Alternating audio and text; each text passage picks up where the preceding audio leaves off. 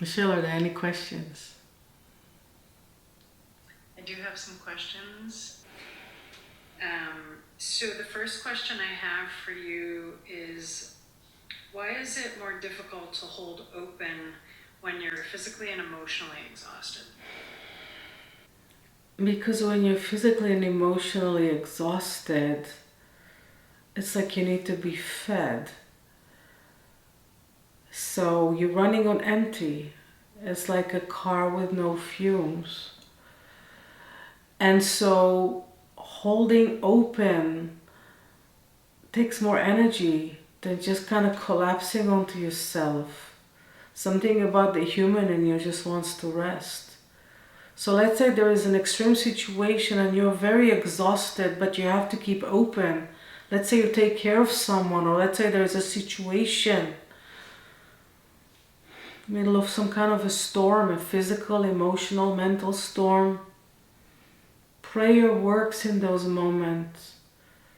You pray for a higher consciousness and say, I'm so tired. Could you please hold me so that I can go through this moment and accomplish what I have to accomplish? The habit of nurturing ourselves and fulfilling ourselves with the energy of divine and having an inner experience and connecting with divine. It's just like the squirrels hiding nuts or acorns in the trees. And when moments at the heart happen, then we can turn into that.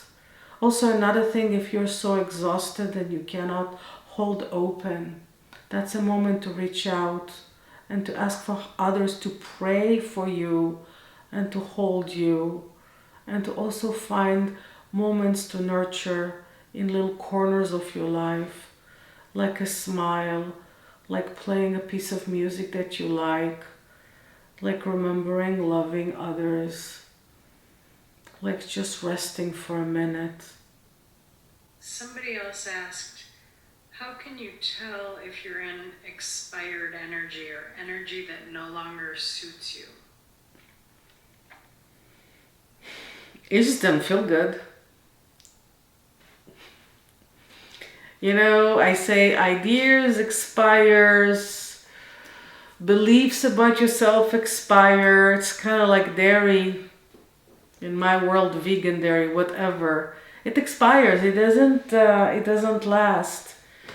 If you find that your inner story repeats itself over and over again, something about it, and it never moves to another space, it's kind of expiring.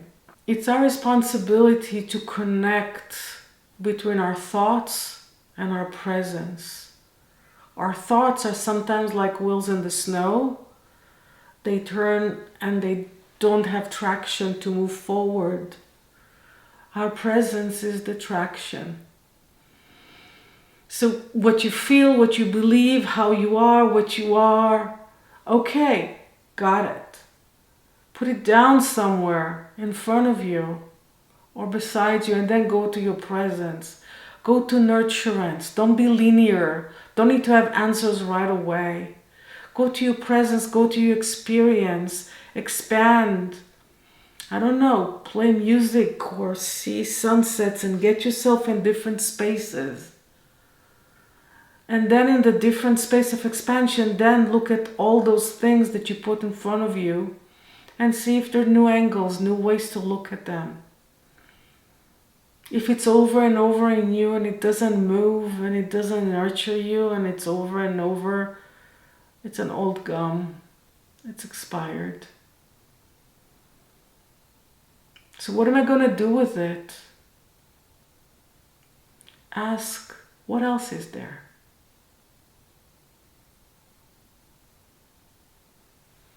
This is a dimension of infinite possibilities. Don't be afraid to discover new vistas. Just like you're on a hike, only that it's called life.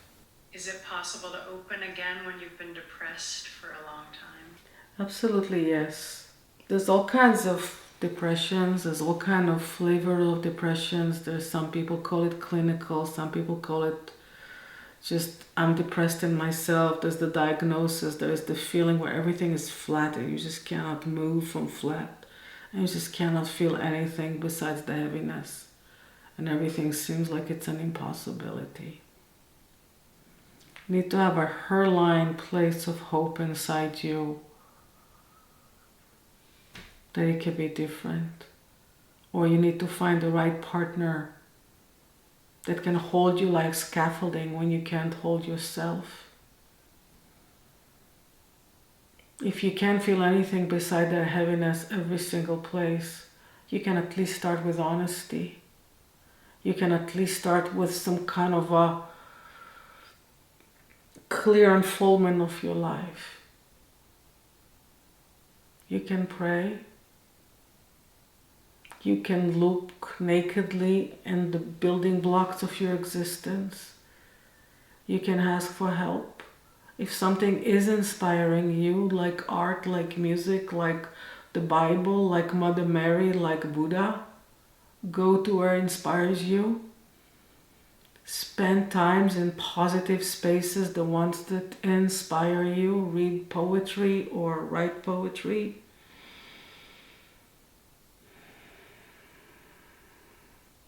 Stay away from the screen for hours upon hours upon hours. Find ways to be held, whoever you are. Find ways to be held by those who see you. Ask them to make you laugh. Laughter is a good way to start seeing something that shines. And if you're that person that's sending love from your heart and harmony and embrace, you can make a difference in someone else's life that cannot ignite it with themselves. Be the light of love and see how you can ignite it in others. And if you need someone to help you ignite it in you, we're here. Why is it so hard to be alone by myself? That's a good question. You have to ask yourself that question. Not like a statement, as an open question. Here I sit in my room or wherever I am, and I constantly need to be with people to experience myself fully, and being myself feels like a flat, mundane, here we go again experience that is not the one I prefer. Why is that? I feel like it's a question worthy of inquiry. I feel like the person that asked the question says, I love people, but I don't want to be dependent on that all the time. And so it's a journey. It's a journey from one state of being to the other. So first of all, don't wrong yourself. Don't wrong yourself. And then truly ask, am I ready to change from this to that? And then it's like, why change? Why change? Because I'm always dependent on something from the outside to hold me. So it's almost about me needing something rather than me just being full and seeing what else is there for me with myself, what else is there for me with others. I don't want the constant need for the sugar coming from other people to run my life. That's why I want to learn to be without other humans around me. It can tell you something that may sound like a Hallmark card, but it's really fairly true. When you feel expanded, when you feel this warm glow in your heart, when you feel the energy of creation, you never feel alone. But that's something that either resonates with you or not, and if it doesn't, forget about it.